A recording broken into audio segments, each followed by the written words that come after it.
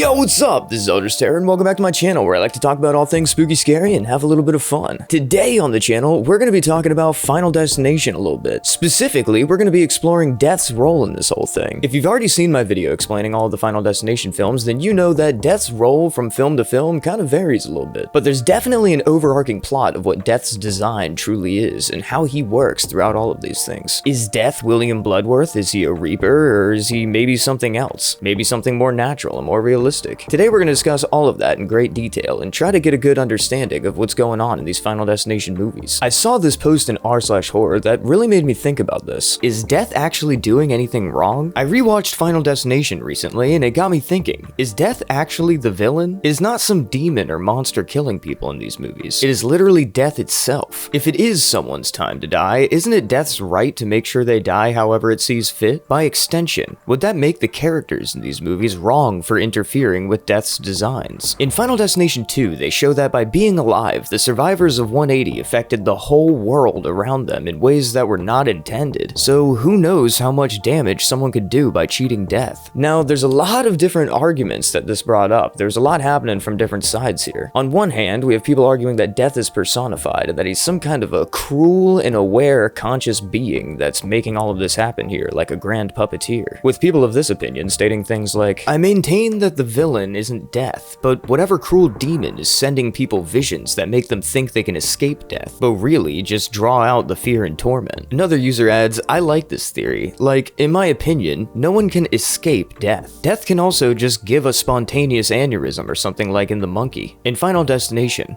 the Force delights in torture and pain. This user adds, that has always been my takeaway from the movies. Whatever force is sending the visions is the bad guy here. With another writing, could William Bloodworth be the demon? Rather than Death, tormenting them with visions and then tormenting them with the knowledge of their impending death. Some commenters were more centered in realism with their takes. They wanted to put everything into a real-world setting, like an R-world setting. Specifically by saying things like, Death isn't a villain, it's an inevitability. And not surprising at all, a lot of the comments on here fell somewhere in between, drawing a little bit from both sides to make their conclusion and taking all into account. Everything that I saw here I found very interesting, so we're gonna go over all of it. We're gonna talk about a lot of interesting points that I saw in here, thinking about Bloodworth, demons, psychics, natural causes. There's a lot to go over here today. Let's start with the more centered in-between takes and then work our way out to the more extreme philosophies that people have. Arguably, the mean-spiritedness is what makes the actions wrong from our perspective. If we assume the force of Death in the films to be a natural process, that's one thing, but the way it seems to be consciously going out of its way to make it either explicitly cruel and drawn out or even deliberately setting people up, only really talking about the first movie, making Todd's death look like a engineering it so that Alex looked to blame. It does make Death look like a The mortician in the first movie also does elaborate that you don't want to upset Death, which does make its actions seem vindictive rather than just, I've got to do what I've got to do. Mind you, I do think as the series went on in this aspect, it seemed to be flattened to Death is a full stop. The air crash in the first movie is horrific, but like, it happens. The bizarre, one-by-one drawn-out death catastrophes that open 3 onwards seem especially cruel right from the get-go. This user responds saying, you've just put your finger on what bugs me about the series and why I dipped out after the second film. Death absolutely goes out of its way in several cases and does so in ways that are nearly impossible and very cruel. Death gets everyone in the end, but in this series, that entity is absolutely a complete.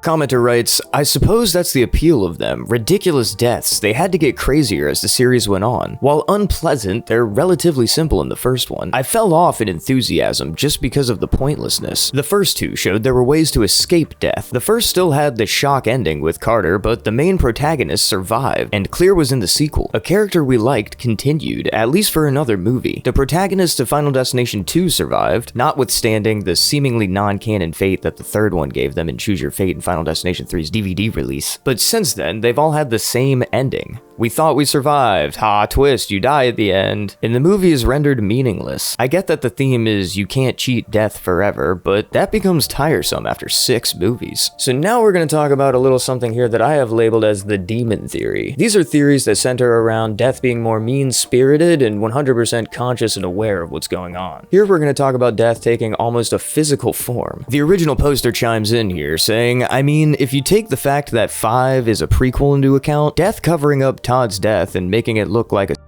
makes sense. It just got done dealing with another group of survivors who cheated it, so trying to take a more subtle approach, at least at first, is probably a smart idea. And framing Alex is just a smart move to get him out of the way. He was clearly very determined to cheat death again and save the other 180 survivors, so having him incarcerated and unable to help them would be ideal. There's also times when death seems to show mercy. Billy was the only person who didn't choose to get off of Flight 180. He was forced off of it by security because he just so happened to leave the bathroom while Alex and Carter were fighting. And he has the quickest and most painless death in the entire franchise. Carter and his girlfriend, I can't remember her name, but also died extremely quickly, hit by a bus/sign. And so did Alex and Clear, falling brick/explosion. Same goes for the deaths in 2. All of these deaths, besides the decapitation, were pretty much instant for a few seconds at most. And even that kill wasn't that long or drawn out. This user suggests, I would agree, but we see death act like such an like in 3, death is pissed in 3. This user comments, one death that stands out to me as particularly mean in 3 is the car accident. There's so many ways that could have been a fairly straightforward death, but no. And instead, the car accident causes the truck's engine to come apart in such a way that the spinny fan part of the engine is cutting into the guy's head. I remember watching that and being really surprised at how over the top that death was compared to how low my expectations were. It felt like death was going for style and flair with that one. This is more what I mean.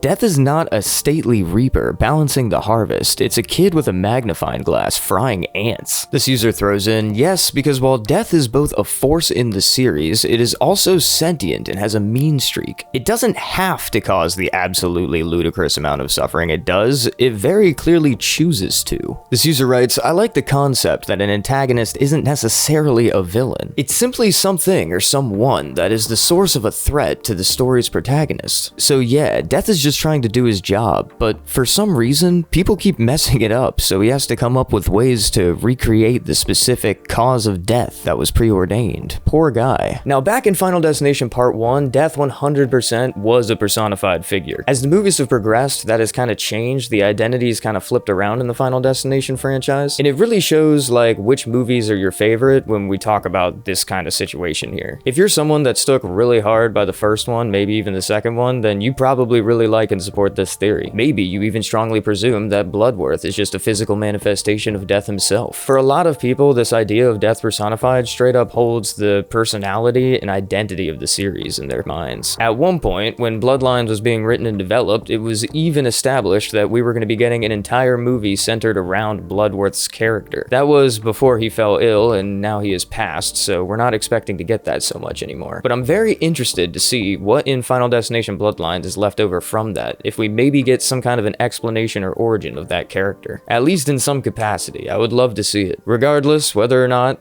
Final Destination Bloodlines will be the last time that we see William Bloodworth, so let's eat that up while we can. But alright, there's one more side to cover here, so we're gonna talk about the grounded takes. All of these takes are more based around the real world that we live in and kinda use that as the crux of their argument. This user comments, I personally don't see death as a villain, but as an inevitability. It's gonna have you one way or another, and as kind of implied in some of the convos they have with him, he likes to toy around with his victims to keep it fresh. My headcanon, at least, sort of a cat and mouse thing for entertainment, and that's what the Final Destination movies are. This user adds, death is acting out of nature, not a villain any more than King Kong or the shark in Jaws was. But that doesn't make the protags wrong either. They didn't ask for those visions, the visions just came to them. They're also acting in their nature, just trying to survive. Who sent them the visions? That's the big question. The original poster chimes in, I haven't seen Bloodlines, so I don't know if they explain it there, but I've always interpreted it to be that some people are just psychic in the Final Destination universe, and the signs that the other characters see are just side effects of being alive when they're not supposed to. I have no evidence for any of this, it's just my personal headcanon. If I had to summarize everything we talked about here today in one post that I think really just hits the nail on the head, it would be this one. Death is pissed because he hasn't met his quota. He has to deal with 2 bosses and he has no time off. Death is overworked, he has a deadline to complete. His bosses verbally abused him for not meeting his quota. And it's all because of the protagonist in the franchise making his job unnecessarily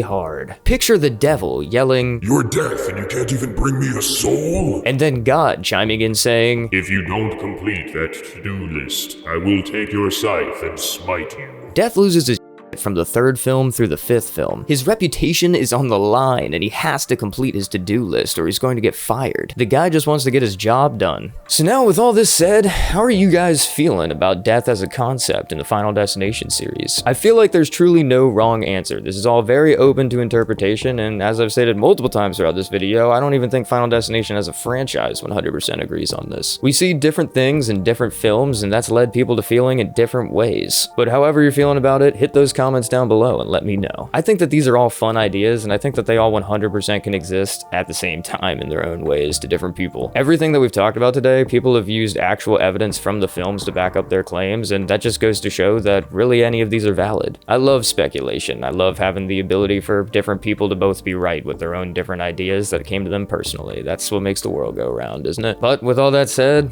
Final Destination Part 6 comes out tomorrow, so we're all in for a treat when we get a little update on the lore. Maybe that'll solidify how some people feel about this very topic we're talking about today. Are you excited for Final Destination Part 6 Bloodlines? What are you most excited to see in that movie? What are you most hoping to get out of it? Do you want to see some really outrageous kills? Do you want to see more lore being added to the story? Or do you really just want to see Bloodworth have his goodbyes? However you're feeling about it today, comment below and let me know. While you're at it, don't forget to like, comment, and subscribe for more content like this. If you enjoyed it today, shoot it over to a friend you think might enjoy it too, and browse my catalog while you're there. You'll probably find some other videos you like. But as always, I've been Understarer. Whether your day's been going good or bad today, I hope it gets better.